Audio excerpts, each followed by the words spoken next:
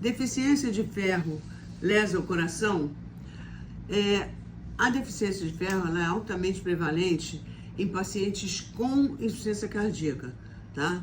E ela está associada a uma piora da qualidade de vida e um risco maior de hospitalizações e mortalidade. Foram feitas pesquisas randomizadas, quer dizer, aleatórias, ou com um grupo que usava o ferro e outro grupo que não usava, e que provou a eficácia da reposição venosa de ferro em pacientes com insuficiência cardíaca, que apresentavam então resultados promissores na resposta clínica, diminuindo o número de hospitalizações, tá? E até a mortalidade cardiovascular. As diretrizes atuais da American Heart Association, tá? Ela preconiza, recomenda a reposição intravenosa de ferro, principalmente nesses pacientes com insuficiência cardíaca, a fim de melhorar o estado funcional e a qualidade de vida, tá? O objetivo do autor desse trabalho, desse artigo, foi reunir dados e ensaios clínicos randomizados que avaliaram a eficiência de ferro intravenoso na melhora de problemas cardiovasculares em pacientes com insuficiência cardíaca, com uma fração de ejeção reduzida, quer dizer, eles tinham a quantidade de sangue jogada para fora do coração para irrigar os tecidos era menor, né? E essa fração reduzida, associada a um número menor de glóbulos vermelhos, complica a situação.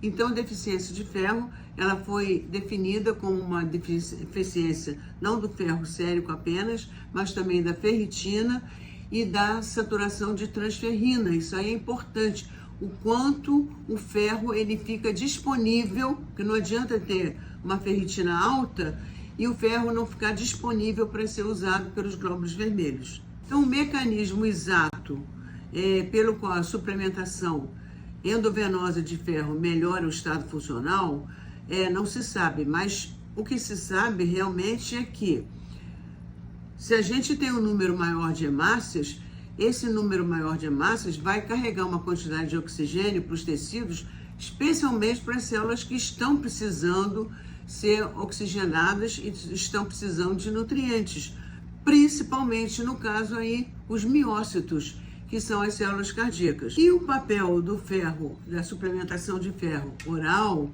na melhora desses pacientes com insuficiência cardíaca, não demonstrou benefício, né? Provavelmente devido à baixa absorção do ferro oral, que implica em outras situações, como fator intrínseco, um ambiente ácido. A maioria dos pacientes nessa fase está tomando sempre aí um antiácido que complica a absorção do ferro, e aí essa suplementação oral fica bastante prejudicada. Então, concluindo, eu digo que pacientes com insuficiência cardíaca e deficiência de ferro, eles devem fazer um tratamento endovenoso, e os trabalhos publicados mostram que essa terapia ela reduz o risco de hospitalização, né, em quase 30%, e também reduz a mortalidade cardiovascular em comparação com o tratamento padrão. Então, na moral da história, eu devo dizer para você o seguinte: se você tem uma anemia crônica, tá, ferropriva, e acha engraçado, porque eu já vi isso em algumas vezes na minha vida, tá, eu acho que você deva se tratar de maneira adequada para não ter insuficiência cardíaca, porque o coração fica bombeando numa rapidez maior do que deveria para levar uma quantidade suficiente de oxigênio, né, nas poucas hemácias que tem para o resto do organismo e principalmente para o próprio coração. Tá dado o recado. Se você gostou, dá um like, me segue, compartilha.